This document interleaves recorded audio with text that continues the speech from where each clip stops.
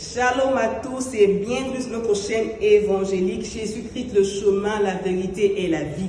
Et nous avons encore une bonne nouvelle à nous apporter, c'est que Jésus-Christ est celui qui peut redresser toute situation courbée dans ta vie. Il est le redresseur. Et alors, qu'est-ce qui est courbé? Toute situation qui a dévié sa trajectoire. Tout ce qui n'est pas droit, c'est ce qu'on appelle être courbé. Alors, il y a une femme qui a vécu cette situation. Dans Luc 13, du verset 10 à 17, on nous parle de l'histoire de cette femme qui a été courbée pendant 18 ans.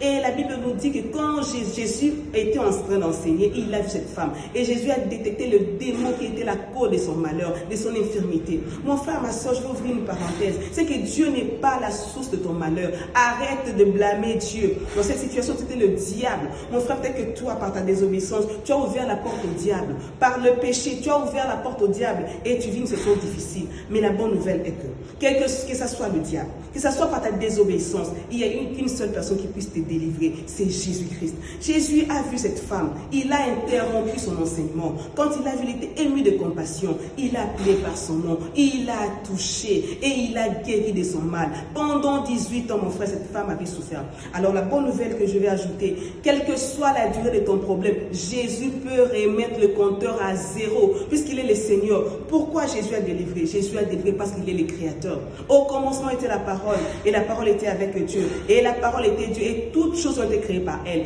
Jésus-Christ est la parole de Dieu faite chair. Il connaît ta destinée, il connaît par où il t'emmène, il connaît ton lendemain. Quand quelque chose ne marche pas, viens à lui, retourne à la source.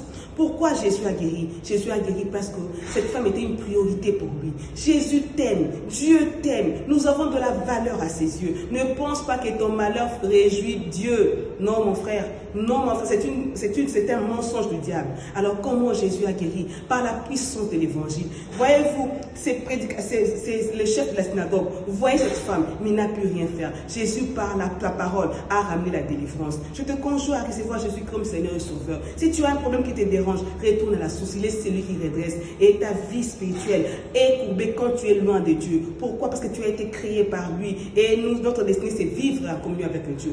Shalom à tous, recevez Jésus comme Seigneur et Sauveur et que la paix de Dieu soit avec nous. En commentaire, écrivez, je suis la priorité de Dieu. Que Dieu nous bénisse. Shalom.